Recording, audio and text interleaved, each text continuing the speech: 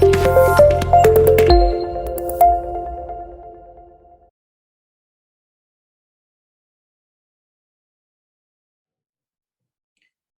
Sports academy खोली एक, क्या खोली? Sports academy. अब नई नई खोली है, तो जब भी कोई नया प्रोडक्ट लॉन्च होता है तो उसकी एडवर्टाइजमेंट पे heavy amount is usually spent to penetrate the market, market penetration के लिए। चलो स्पोर्ट्स एकेडमी पे बाद में आते हैं। मेरी स्पोर्ट्स एकेडमी 10 साल से चल रही है, ठीक है ना? अभी नई भी खोलेंगे, पहले पुरानी वाली की बात करते हैं। चल रही है तो मैंने पैम्फलेट्स निकाले, नया सेशन स्टार्ट हो रहा था, नया कैंप हम कुछ ऑर्गेनाइज कर रहे थे, तो मैंने पैम्फलेट्स निकाले, पैम्फलेट्स, पोस्टर्स, एड निकाली, सोशल मीडिया पे एड निकाली। एडवर्टाइजमेंट एक्सपेंसेस, यस और नो? Yes sir. तो एडवर्टाइजमेंट एक्सपेंसेस, तो जो खर्चा हुआ, खर्चा तो हुआ, expenses are incurred. Let us assume 50,000 rupees मैंने स्पेंड कर दिया एडवर्टाइजमेंट पे। Anand, the benefit will be of enduring nature, more than 1 year, yeah, the benefit is consumed within the accounting period. So it is consumed within the accounting period. कह रहा है आपने poster निकाले, add देखी लोगों ने, okay हो गया, उसका बेनिफिट क्या? 2 दिन, 1 महीना, 2 महीना, 3 महीने लास्ट करेगा, भूल जाएंगे ना तब तक तो कि एडवर्टाइजमेंट भी हुई थी, ऐसा कुछ हुआ था। यस और नो? Yes sir. बोलो, कोई बोल रहा था कुछ? सर मैं पूछ रही थी कि सर पर जो पैम्पलेट्स निकाले हैं सर, वो तो हमने बिजनेस के लिए निकाला, तो सर वो कैपिटल एक्सपेंडिचर में नहीं आना चाहिए? नहीं, खर्चे तो सारे बिजनेस के हैं, अगर उसका बेनिफिट, क्या कोई एसेट क्रिएट हुआ? No sir. Capital expenditure is an expenditure incurred on acquiring or purchasing assets or improving the existing assets. The benefit will be of enduring nature. क्या कोई एसेट क्रिएट हुआ? सर एसेट नहीं create हुआ, पर sir improving nature तो exist करा sir, pamphlets की वजह से ही तो सर जो स्पोर्ट्स कमेटी है या कंपनी है वो इम्प्रूव हुई। इम्प्रूव कैसे हो गई? वो तो जैसे चल रही थी वैसे चल रही थी, बिजनेस जनरेट करने में तो हेल्प कर ही रहे हैं, इम्प्रूव कैसे हो गई? सर ज्यादा लोग आए, ज्यादा लोगों ने मतलब कंपनी में पार्ट लिया, तो सर ज्यादा प्रॉफिट हुआ। नहीं, any expenditure on improving the existing asset, कौन सा एसेट इंप्रूव हो रहा है एडवर्टाइजमेंट से? क्या कोई स्पेसिफिक एसेट पे खर्चा हुआ है या बिजनेस रन करने पे खर्चा हुआ है? सब बिजनेस रन करने पे। अब यार अगर मैंने एड निकाली फेसबुक, इंस्टाग्राम या न्यूज़पेपर में, तो मैंने एडवर्टाइजमेंट कॉस्ट बेयर करी, मैंने कौन सा एसेट क्रिएट करा या कोई एसेट इंप्रूव? वो मेरे पास स्टूडेंट्स आएंगे, बिजनेस ग्रो होगा, बट कौन सा एसेट क्रिएट हुआ? कोई एसेट क्रिएट हुआ? No sir. नो। क्या उसका बेनिफिट enduring नेचर का है, लॉन्ग टर्म है, या the benefit will get exhausted with in 1 year, with in 1 accounting period? जो आए बच्चे वो एक सेशन के या आप जिंदगी भर के लिए आ गए? सर एक सेशन के लिए। तो benefit will get exhausted with in the accounting period. Yes sir. तो एडवर्टाइजमेंट एक्सपेंसेस कैपिटल एक्सपेंडिचर या revenue expenditure? Sir revenue expenditure. ये क्लियर हो गया? Yes sir. ये सबको क्लियर है कि advertisement cost is a revenue expenditure? Yes sir. Yes sir. Yes sir. Good, बिल्कुल सही समझ रहे हैं अभी तक। अब ध्यान से देखना क्या हुआ कि अब मैं नई स्पोर्ट्स एकेडमी खोल रहा हूं, अब नई खोल रहा हूं तो कंपटीशन कहीं ज्यादा है, मार्केट में पेनिट्रेट करना है, तो कुछ बड़ा सोचना पड़ेगा। तो मैंने बड़ा सोचा, मैंने बोला कि इनॉग्रेशन पे तो विराट कोहली को बुलाना ही पड़ेगा और उसके साथ टाइप करना पड़ेगा कि हमारी एकेडमी का ब्रांड एम्बेसडर कौन है? विराट कोहली है। तो उस पे छोटा अमाउंट स्पेंड होगा या काफी? हमारा ब्रांड एम्बेसडर विराट कोहली है, उस पे छोटा अमाउंट स्पेंड होगा या काफी बड़ा अमाउंट? तो काफी बड़ा काफी बड़ा अमाउंट।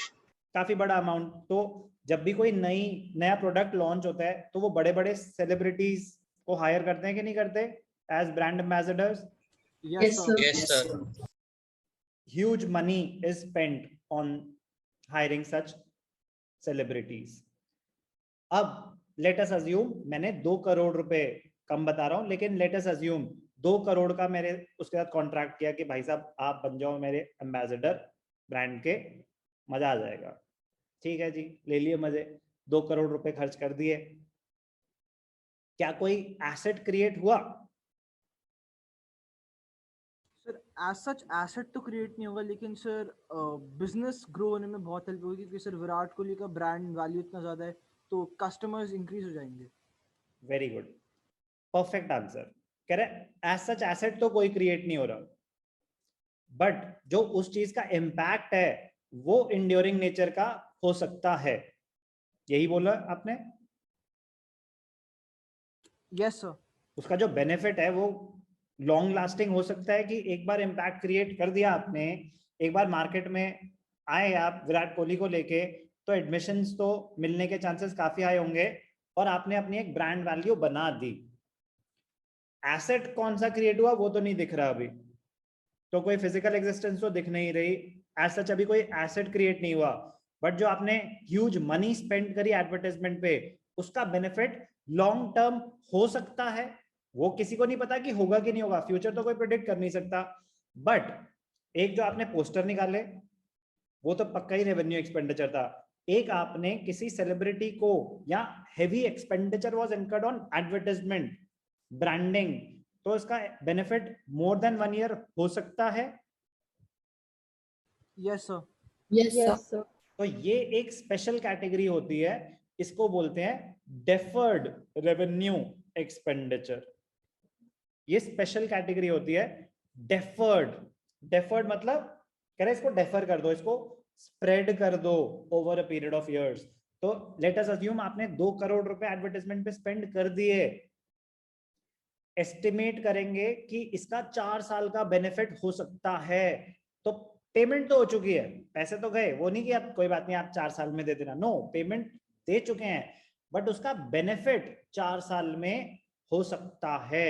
तो उसकी कॉस्ट को स्प्रेड कर देते हैं, उसकी कॉस्ट को स्प्रेड कर देते हैं। कैसे? जैसे आपने, मैं आपको दिखाता हूं,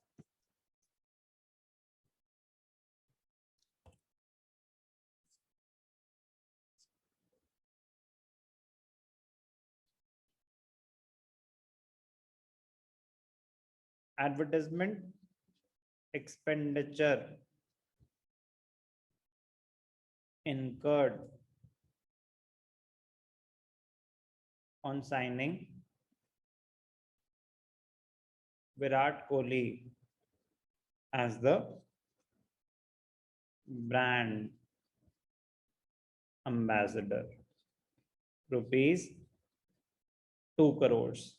पैसे आपने खर्च करे 1 अप्रैल 2021, पैसे तो गए, अब उसका बेनिफिट लॉन्ग टर्म होगा शॉर्ट टर्म होगा, ये तो आप बस एक एस्टिमेट लगा सकते हो। तो लॉजिक क्या कहते हैं कि इसका लॉन्ग टर्म बेनिफिट हो सकता है, यस सर। ठीक है। तो आप क्या करोगे? Assuming the benefit will last for a period of 4 years। आपकी assumption है, आप इसको 5 years भी ले सकते हो, 4 years भी ले सकते हो, वो तो जब अकाउंटिंग कर रहे होगे रियल लाइफ में तब assumption ली जाती है। तो 4 years का बेनिफिट अज्यूम करेंगे होगा, assuming the benefit will last for a period of 4 years, the transaction will be shown as follows। पैसे तो गए 2 crore, expense of the current year, इतनी मेहनत क्या करनी, 2 करोड़ डिवाइडेड बाय 4 years है ना, तो 50 लाख उस पीरियड का एक्सपेंस मान लेंगे। डेफर्ड रेवेन्यू एक्सपेंडिचर, डेफर कर दो उसको, अगले फ्यूचर इयर्स में कैरी फॉरवर्ड कर दो, तो क्या हो जाएगा 50 लाख into 3, 1,50,00,000। 2 करोड़ का आपका खर्चा हो गया, पेमेंट तो हो चुकी है, बट मैं बोल रहा हूँ कि पूरा का पूरा करंट पीरियड का अगर एक्सपेंस मान लोगे तो उस साल में कुछ ज्यादा ही आपने एक्सपेंसेस दिखा दिए, तो उस साल का प्रॉफिट तो बिल्कुल ही डाउन हो जाएगा, जबकि आपको पता है कि इसका बेनिफिट लॉन्ग टर्म हो सकता है। तो ट्रू एंड फेयर व्यू क्या होगा कि इस कॉस्ट को स्प्रेड कर दो over a period of 4 years, जब आपको लग रहा है कि इसका बेनिफिट होगा लॉन्ग लास्टिंग। कोई एक्चुअल एसेट तो क्रिएट हुआ नहीं है, but deferred revenue expenditure, expenses of revenue nature written off in more than 1 year। written off मतलब treated as an expense in more than 1 year। ऐसा कब होता है? जब आपको लगता है कि जो बेनिफिट है वो 1 साल से ज्यादा होगा। deferred revenue expenditure is a revenue expenditure। अब एडवर्टाइजमेंट होता तो रेवेन्यू एक्सपेंडिचर है क्योंकि कोई एसेट क्रिएट नहीं हो रहा, but it is written off in more than one accounting period। Why? Because it is estimated that the benefit of such expenditure will accrue in more than one financial year। So basically अगर हम एक घर खरीदेंगे, suppose we are dealing with property, तो हम लोग जब घर खरीदेंगे इट्स फॉर 1 करोड़ और समथिंग लाइक दैट, बट जब हम उनको रेंट पे देंगे तो हमको 1 साल बाद ही मिलेगा ऐसा, मतलब कुछ टाइम बाद ही हमको प्रॉफिट स्टार्ट होगा। So would we call it deferred revenue expenditure? No, हमने घर खरीद लिया, एसेट तो क्रिएट हो गया, बिल्डिंग इज एन एसेट, वहां तो दिख रहा है ना क्रिएशन ऑफ एसेट हुई कि नहीं हुई, वहां तो प्योर क्रिएशन ऑफ एसेट है, वो तो कैपिटल एक्सपेंडिचर है। यहां मैंने एडवर्टाइजमेंट पे खर्चा किया, कोई एसेट क्रिएट नहीं हुआ, इसीलिए डेफर्ड, इसे रेवेन्यू इन नेचर है, उसमें तो कोई डाउट ही नहीं है कि expenditure is revenue in nature, क्योंकि कोई एसेट क्रिएट नहीं हो रहा है। क्लियर? Sir, yes sir. बोलो। सर अगर हम लैंड खरीद के फिर बिल्डिंग बना के बेचे तो वो क्या होगा?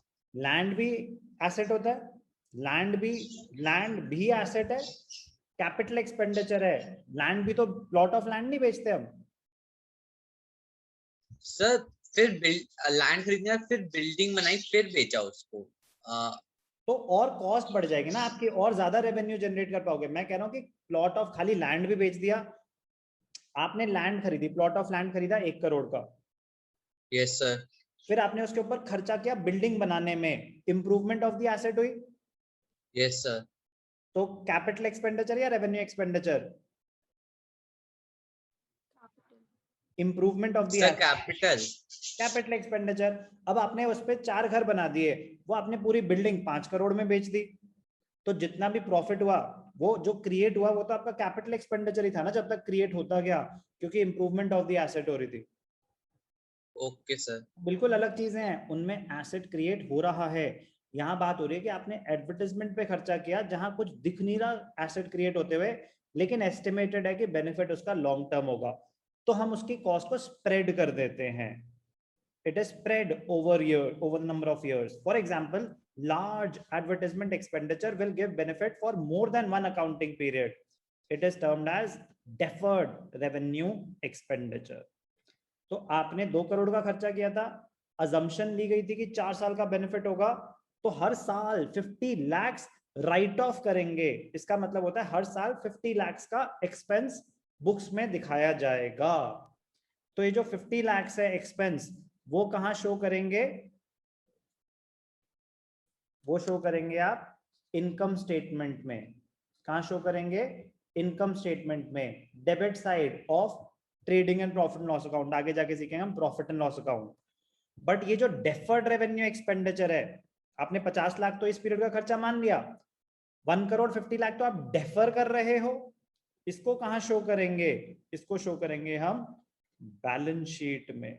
कहां शो करेंगे हम? बैलेंस शीट में। बैलेंस शीट में किस हेड में जाएगा ये? एसेट्स में जाएगा। कह रहे सर एसेट तो कोई क्रिएट ही नहीं हुआ था, इसीलिए इसको बोलते हैं फिक्टिशियस एसेट्स। जब एसेट्स कर रहे थे तो मैंने एक टर्म आपकी छुड़वा दी थी, मैंने कहा था ये बाद में करेंगे, इसीलिए छुड़वा दी थी कि डेफर्ड रेवेन्यू एक्सपेंडिचर का मीनिंग समझने के बाद ये टर्म करी जाती है फिक्टिशियस एसेट्स, फिक्टिशियस, अनरियल। तो assets coming into existence by an accounting entry, कह रहे वो तो बस एक ट्रीटमेंट, एक एडजस्टमेंट एंट्री की वजह से एसेट्स क्रिएट हो गए, कह रहे कोई रियल एसेट्स नहीं है ये। fictitious assets are those assets which are neither tangible nor intangible, ना तो कोई tangible assets है ना intangible assets है। they are losses not written off in a year। 2 crore का खर्चा हुआ था, आपने पूरा राइट ऑफ नहीं किया, सिर्फ 50 लाख राइट ऑफ किया, 1 करोड़ 50 लाख कैरी फॉरवर्ड करा, डेफर करा, तो deferred revenue expenditure is a fictitious asset. तो एग्जाम्पल ऑफ फिक्टिशियस एसेट्स क्या है? Deferred revenue expenditure such as advertisement expenditure. तो जो भी हम एक्सपेंडिचर को, जो भी हम रेवेन्यू एक्सपेंडिचर को डेफर कर देते हैं, कह रहे ये तो बेनिफिट ज्यादा है, 1 साल से ज्यादा का बेनिफिट देगा, पूरे के पूरे को उस पीरियड का खर्चा मत मानो, तो इसको डेफर कर दो। तो जो डेफर कर दिया उसको बैलेंस शीट में शो करते हैं एसेट साइड पे, कह रहे बट ये तो कोई एसेट ही नहीं है, कह रहे ये फिक्टिशियस एसेट है, प्रेजेंटेशन इसकी यही होती है। तो डेफर्ड रेवेन्यू एक्सपेंडिचर और फिक्टिशियस एसेट्स का बस आपको मीनिंग पता होना चाहिए, प्रेजेंटेशन पता होना चाहिए। जो पूरी अकाउंटिंग में अब यूज होगा वो होगा कैपिटल एक्सपेंडिचर और रेवेन्यू एक्सपेंडिचर।